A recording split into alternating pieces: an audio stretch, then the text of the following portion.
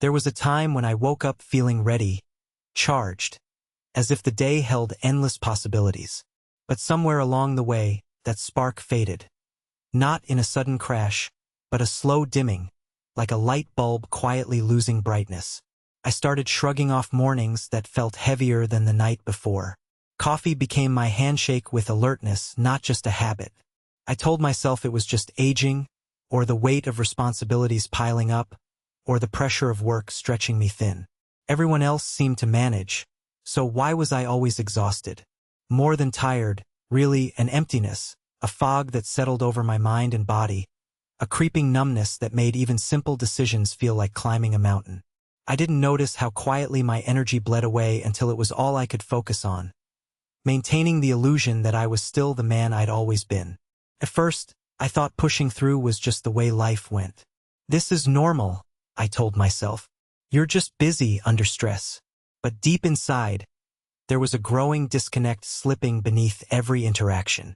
I caught myself withdrawing without realizing it, my fire flickering in moments of doubt or silence. It wasn't just physical. It was as if my very sense of presence was slipping beyond reach. I tried forcing the wheels to turn faster, pouring effort into every task, every decision, only to find myself trapped in frustration and confusion. I asked, why can't I seem to come alive the way I used to? Why does it feel like the strength I carried so easily before is now just a memory? What haunted me most was how subtle this decline was. No dramatic event marked the beginning of this slow unraveling. No sudden collapse or crisis.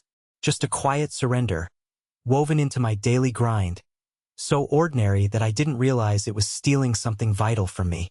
Looking back, I see that my body was retreating into survival mode long before my mind caught up. It adapted to a state of constant tension but low output, as if conserving energy to protect itself from a storm I barely noticed.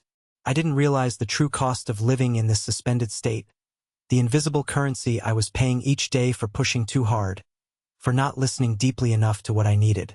I also didn't know then how deeply this affected more than just my tired muscles or foggy concentration. My confidence, my drive, the clarity I used to rely on. All of it began to fade beneath the surface, as if something inside had quietly shifted priorities without telling me. The fire that made me fight for my goals, that propelled me to take action when others hesitated, started to sputter or vanish altogether. I began to feel less like the man who leads his own life and more like someone caught in an endless cycle of catching up. On the outside, I still showed up, said the right things, fulfilled my duties. But inside, I was wrestling with a growing void that no pep talk or motivational speech seemed to touch. And so, I kept searching for answers, trying to pinpoint the exact moment things changed, scanning every habit and choice for clues. I asked myself over and over, what have I allowed to become normal that shouldn't be? When did being drained become my baseline? This question lingered because the reality I faced, the invisible erosion of my energy and strength, wasn't just some personal failure or moment of weakness. It was part of a bigger pattern, a riddle many of us don't realize we're living in until it feels like there's no way out. The modern world teaches us to keep going, to push harder, to compartmentalize exhaustion and ignore the signals our bodies send. But somewhere in the background, the truth remains. The energy I thought I lost was never truly gone. It had been buried beneath layers of habits, stress, and silent compromise. This isn't about blame or shame. It's about recognition, the kind that opens a door instead of closing one. I invite you to stand with me here, in this moment of quiet honesty, and ask yourself, has your energy ever silently left the room? Have you ever felt like your body and mind are waiting for a signal to come back to life? A signal that feels just out of reach? So you're not alone. We've been sold the idea that fatigue is normal, that surrendering to it is inevitable. But I believe with every part of me that this story doesn't have to be the end. There is a path back to that inner strength, to presence, to the vitality that once made us feel alive in every cell. Before we go deeper, I want you to take a breath and look inward honestly. Which small habits, routines, or ways of thinking do you sense might be quietly draining your energy day by day? Naming this is the first act of reclaiming it. Because the journey ahead is not about quick fixes or magic pills. It's about understanding, realigning, and awakening power you've always had inside you. And it begins where you are, with the courage to say, I deserve to feel alive again. From this place, we start to uncover what's been lost, and how to bring it back fully. When I first started noticing subtle shifts in my mood and motivation, I brushed them aside as mere quirks, small blips in an otherwise steady course. Yet, those moments accumulated, like gentle waves eroding ashore over time until the landscape beneath me began to crumble. It wasn't just fatigue or lack of willpower. It was as if my very chemistry had decided to withdraw, recalibrate, and dim certain lights I hadn't known I needed lit. I recall a late afternoon when I found myself sitting in the quiet of my living room, sunlight filtering lazily through the curtains, grappling with a restlessness that no amount of distraction could satisfy. I felt trapped in a fog that wasn't just mental but seemed anchored deeply in my bones. A disconnect from my own sense of presence and clarity. That dissonance signaled more than just weariness. It revealed a hidden narrative unfolding beneath the surface, one I rarely spoke about. For instance, during conversations with friends, I noticed myself retreating from topics that once sparked my enthusiasm. My quick wit dulled. Laughter felt forced. I remember a particular encounter where a close friend asked about my goals, and instead of offering my usual confident response, I hesitated, the words choking back behind walls of uncertainty. It was a stranger's silence painted on my face, one birthed by an inner reserve of depleted strength and shifting priorities inside me. Peering deeper into this unfolding story, I recognized how subtle lifestyle patterns were weaving a web that tangled my vitality further. Late nights spent scrolling through endless feeds, caffeine consumed as fuel rather than pleasure, meals grabbed in haste instead of nourishment. All fragments contributing to an invisible siege on my well-being. I could feel the drag of these habits. They weren't merely inconveniences but whispered saboteurs of my internal balance. It was as if my body was being constantly asked to sprint while refusing to rebuild its foundations. The more I caved to these impulses, the more they cemented a cycle of diminished power I couldn't easily escape. One crisp morning, after a restless sleep, I stood in front of the mirror and confronted a face that belonged to someone I no longer recognized. The reflection revealed lines of tension carved not only by time but by a weight heavier than years alone. I realized that the way I carried myself, the slouched shoulders, the tired eyes, spoke volumes about battles waged within me, battles hidden even from my closest allies. This was a turning point, a call to wake up, not just from restless nights but from the slow erosion of my authentic self. Making peace with that moment was difficult. It forced me to strip away layers of denial and excuses that had sheltered me from true understanding. When I started to explore the deeper reasons behind these internal shifts, I saw how societal expectations had stealthily influenced my sense of self. The culture around me praised relentless output, constant availability, and emotional stoicism as markers of strength and masculinity. Yet, these demands acted like weights chained to my wrists, pulling me further from a vibrant source of energy that felt increasingly obscured. I found myself questioning the paradox of striving relentlessly for success while feeling more fragmented and depleted inside. The notion of pushing through revealed its sharper edge, a blade cutting through my well-being, unnoticed until the damage had become undeniable. As this awareness unfolded, I encountered moments when the pressure to perform collided with the silent resignation within me. I recall one afternoon at work when an urgent deadline loomed, and I was expected to make swift, decisive choices. Instead, indecision gripped me tightly, my usual clarity replaced by hesitation like quicksand. It was a stark reminder that the old modes of willpower alone could no longer fuel my journey. I yearned for something more sustainable, a way to reconnect with a deeper reservoir of strength beyond sheer force of will.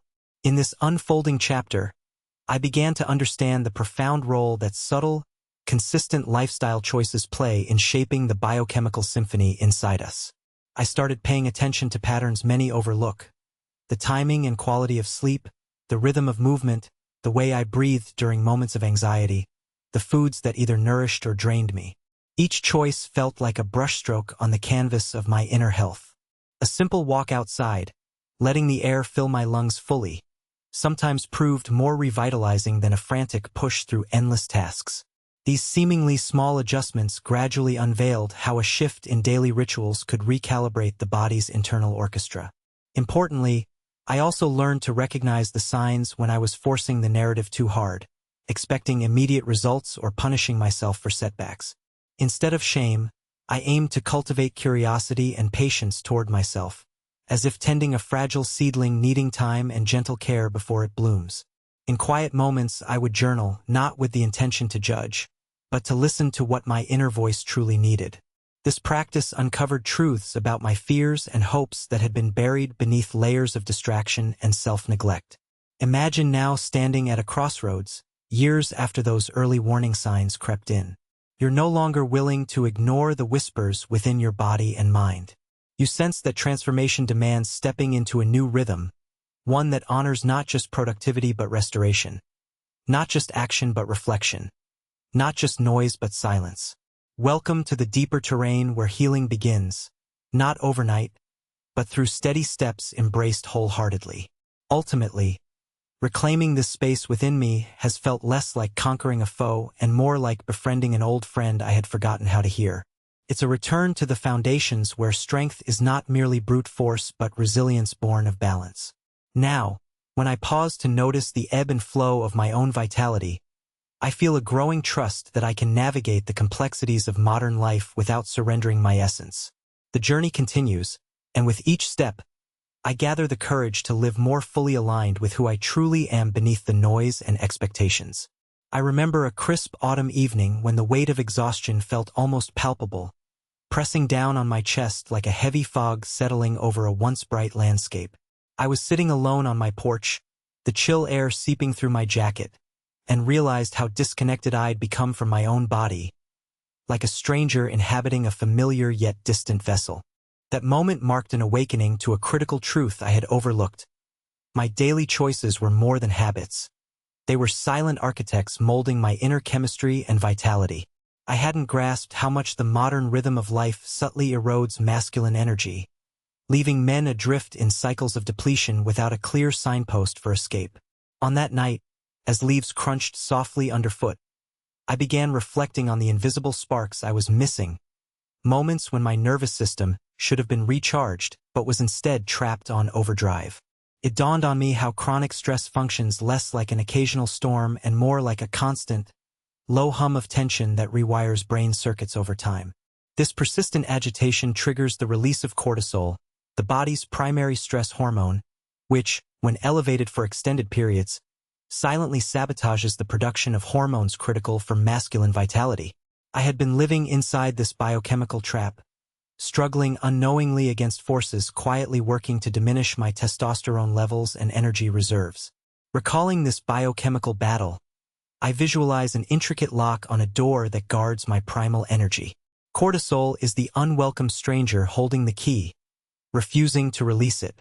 Each late-night deadline, every skipped meal, or digital distraction behaves like a twist of that key, further tightening the lock's grip.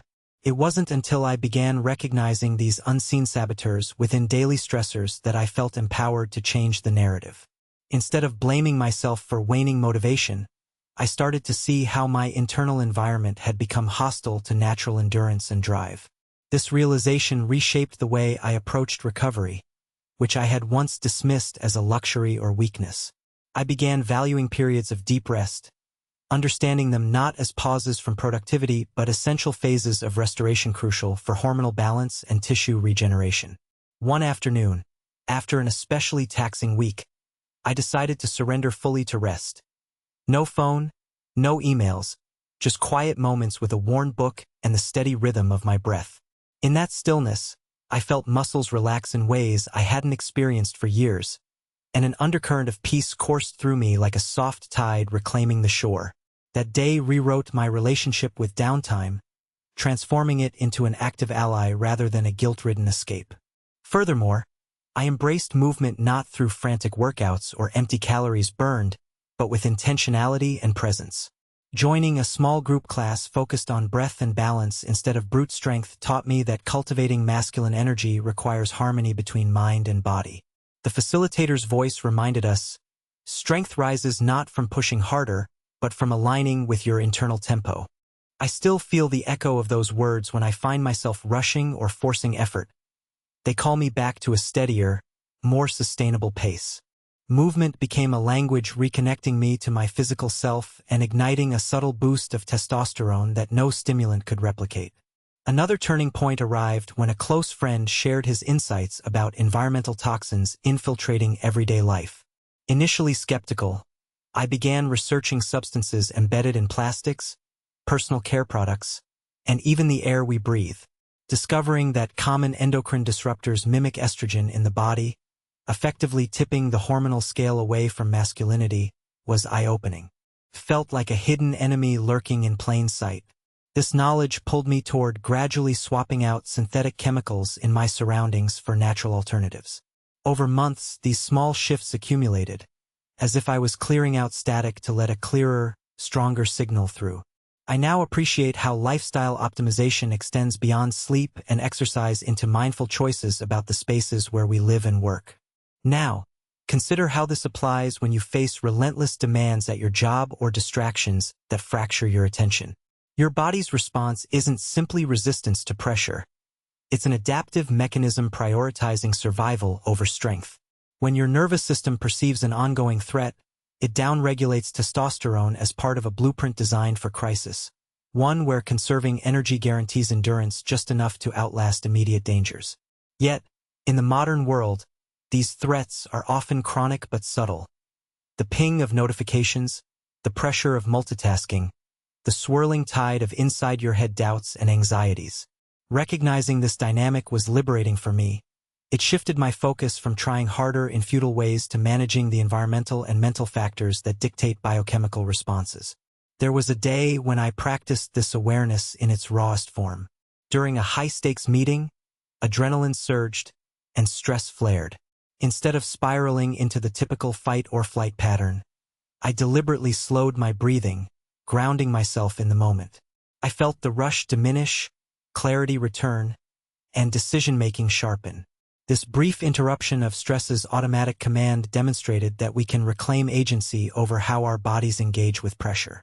The power lies in recognizing that hormonal balances aren't passively set, but can be influenced by conscious interventions. From conversations with other men navigating similar paths, I learned that this awakening often comes with discomfort, a loneliness in breaking away from accepted norms and the pervasive narrative that masculine energy depletes inevitably with time or responsibility. Yet, this new understanding doesn't surrender to that fatalism. Instead, it calls us to deepen our connection with ourselves and rewrite the script of what it means to be strong, vibrant, and present. It's a summons to mature into a man who crafts his vitality with awareness, not by default. Each step toward reclaiming this essence challenges me to listen ever more closely to signals my body sends, signals I once ignored or drowned out. I now see how intentional shifts in stress management, rest, movement, and environment act like tuning an instrument, bringing resonance back into harmony.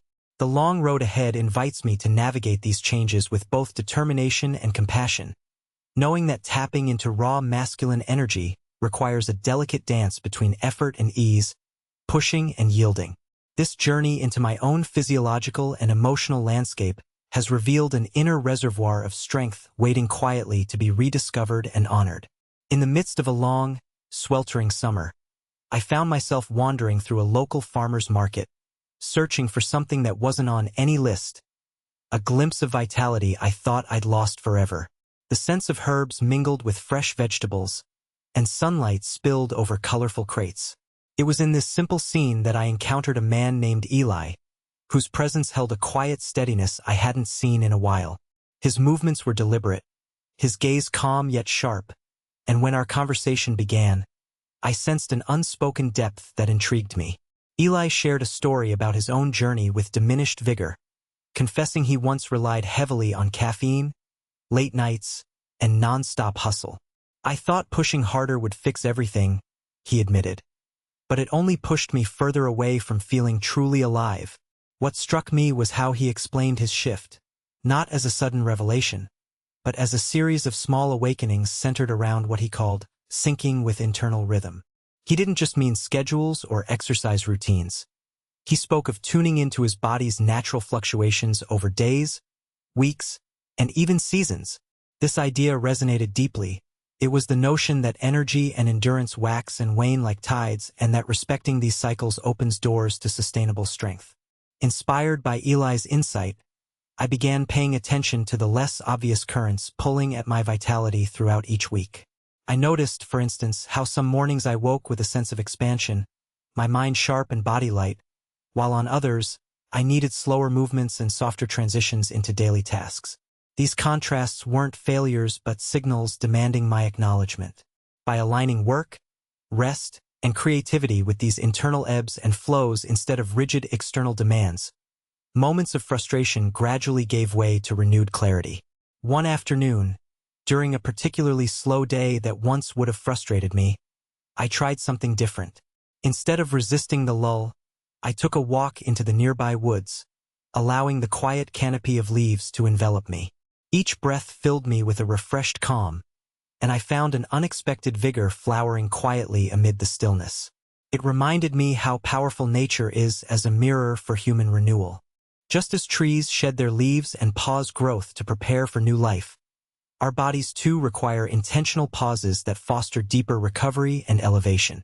Conversations with others enriched this perspective further.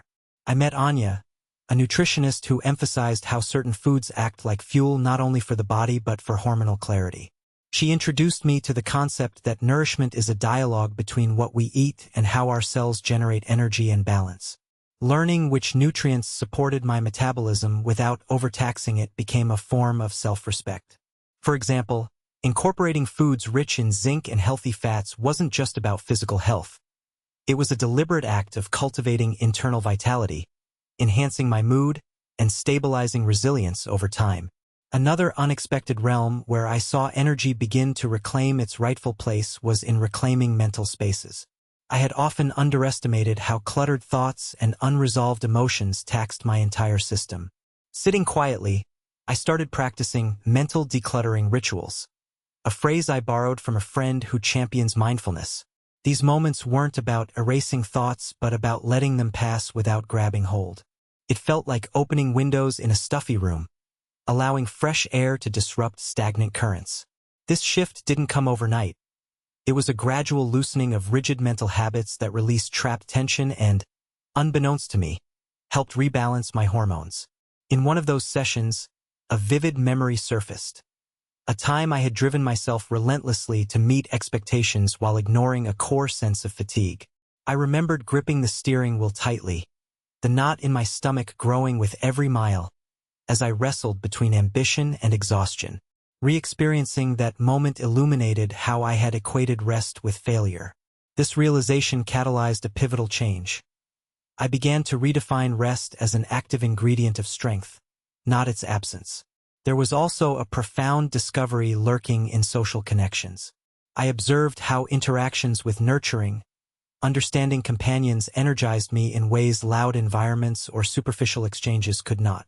Sharing stories about struggles and hopes with trusted friends became a fertile ground for rebuilding emotional stamina. It struck me how human bonds could invigorate biological systems, triggering waves of oxytocin that counteracted stress signals and promoted healing. All these new understandings crystallized one evening while watching the sun melt into the horizon, painting the sky in shades of fire and calm. I reflected on how vitality had long escaped into corners I refused to investigate. Corners like acceptance, attunement, nutrition, and emotional freedom. Each piece was a puzzle fragment, and putting them together demanded gentle patience rather than ruthless willpower. It dawned on me that reclaiming my strength was not an act of conquest but one of reverence toward the complex choreography my body and mind perform daily. The unfolding narrative inspired me to experiment with periods of intentional disconnection, setting boundaries on digital consumption, turning off notifications, and choosing solitude amid noise. I found these intentional spaces allowed my nervous system to reset, clearing pathways for hormonal communication that had become scrambled by overstimulation. Slowly, the fog that once dimmed my focus lifted, revealing a sharper sense of purpose and presence. Ultimately, This process taught me that vitality thrives not through relentless endurance, but in harmonizing with life's natural pulses, respecting cycles of energy, embracing recovery, and nourishing mind and body in tandem. With each step, my relationship with strength evolved from a relationship based on brute force and obligation into one rooted in awareness, respect, and tending.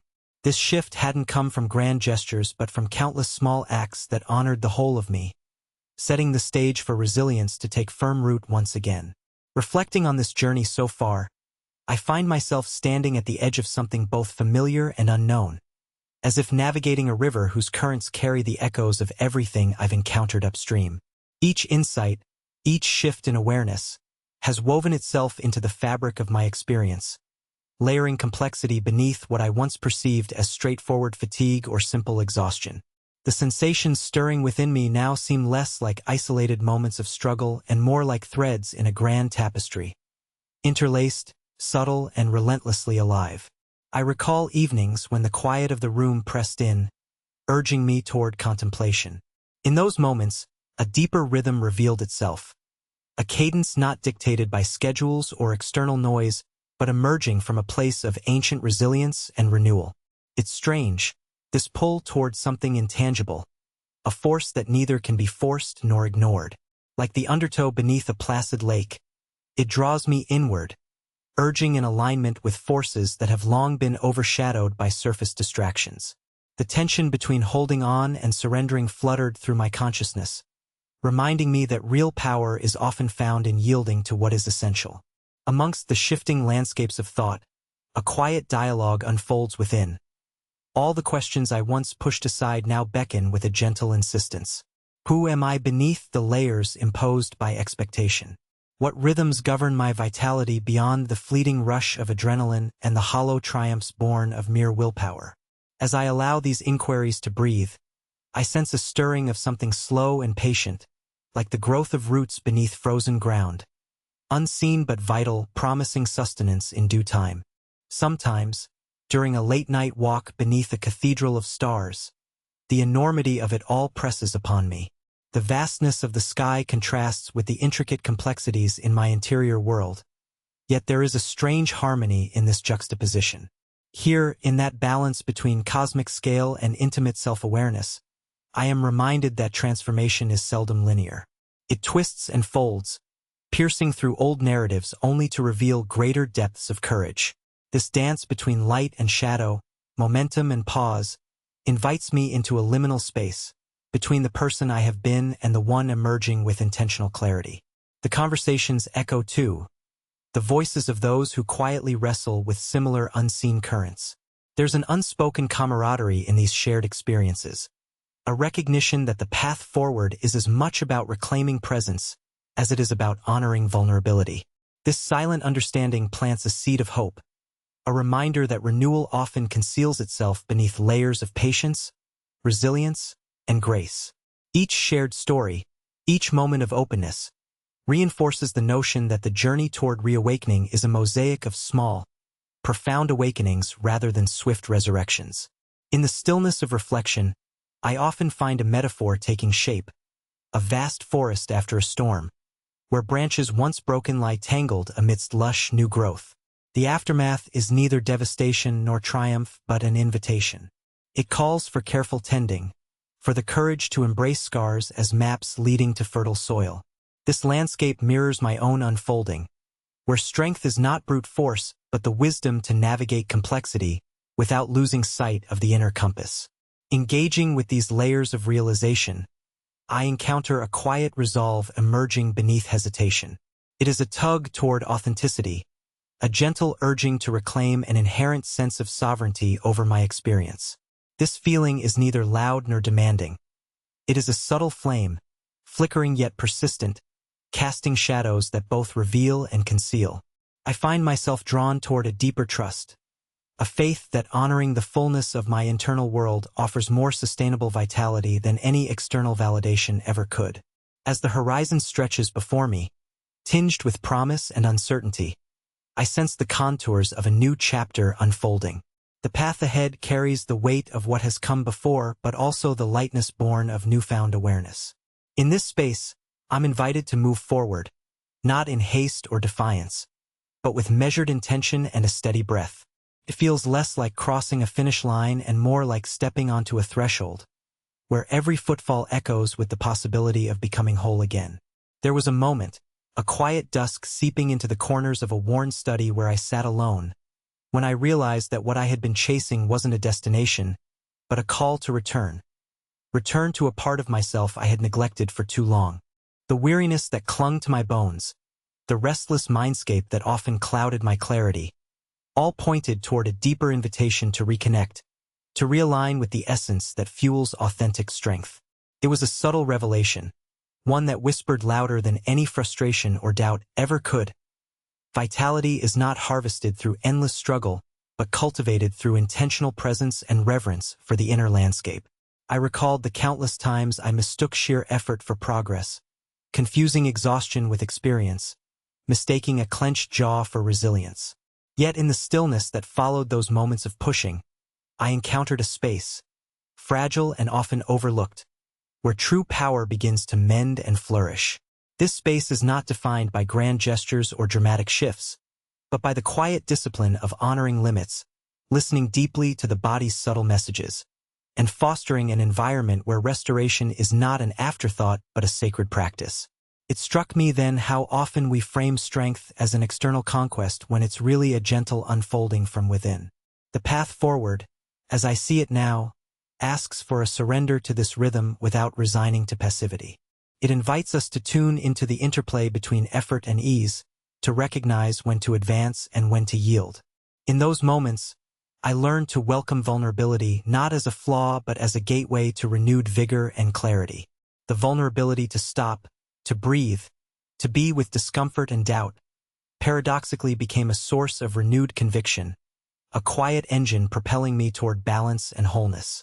I also began to understand that the signals from our bodies, tantamount to ancient stories encoded in sensation and hormone, offer a map waiting to be read with compassion and curiosity.